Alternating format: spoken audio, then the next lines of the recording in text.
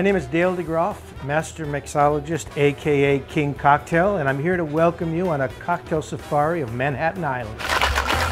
New York City has always been completely intertwined with the history of the cocktail. As a matter of fact, the New York City Saloon, Bar and Grill has been the go-to example for people around the world who wanted to create a great cocktail bar.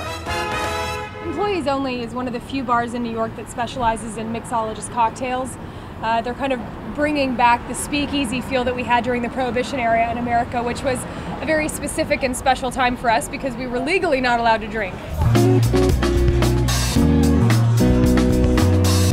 So here we are, the first stop of our cocktail safari, and across the bar from me is Dusan Zarek, one of the pioneers of the speakeasy movement here in New York City.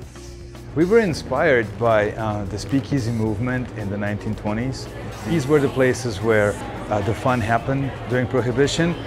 Women also at that time started to socially drink in public together with the men, breaking the law and resulting in a very sexy and carefree atmosphere that we wanted to capture in our own little speakeasy.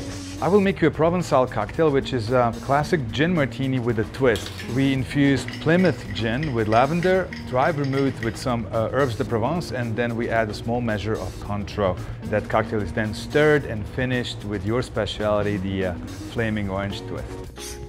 You know you've hit the right spot in New York when they don't have a big sign. You've got to be in the know, exactly. Yeah. But once you are in the know, I highly recommend coming here. You're going to have one of the best cocktails that we have to offer here in New York.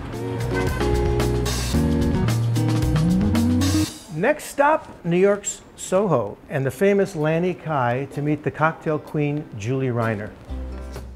Years ago, when I walked into a saloon, I did not expect my drinks to be made with peaches, tea, and blood oranges. How do you come up with these? Usually when I work on cocktails, I either am looking at a specific ingredient, a specific fruit, a specific tea, so that I can really get to something great. What's the name of the drink you're going to make for us right now? I'm going to make you the Gold Coast Punch. It's made with aged rum, the allspice syrup that we make here in-house, fresh pineapple and lime juice, and champagne on top.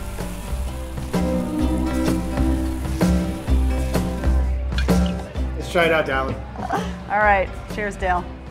The 808 is one of my favorites.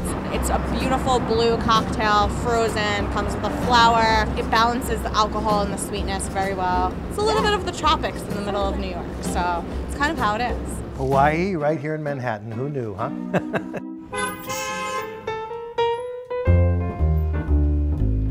So finally, we are at PJ Clark's, the quintessential nightcap stop-off. And this is Doug Quinn, the best bartender in New York, and I ain't a kiddin'.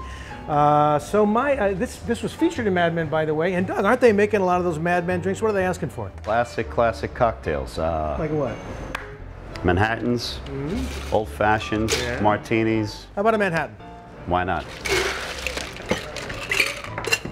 Everybody has drank in this saloon. This is the most famous saloon probably in New York, if not the world. Frank Sinatra had his own table. I could tell you stories about sports people, actors. Salute, Doug. Cheers. Oh, yeah. I know Mad Men was filmed here, and I think I'm in the advertising business, so I love coming here and trying to be a madman in a sense, and ordering a sidecar. It's a great time, and feeling a little grown up, feeling a little sophisticated. So I like that feeling, and I like having Doug make it for me. That's the best part about coming to PJ Clark's. I love Doug the bartender. There's nothing like walking inside and he knows your name, and you know it's Colby's name, and it's a great time. I think that a traveler gets the best sense of the local mentality and culture by visiting their public houses. The choices are there, the opportunities are endless. Come here and drink with us. That's New York.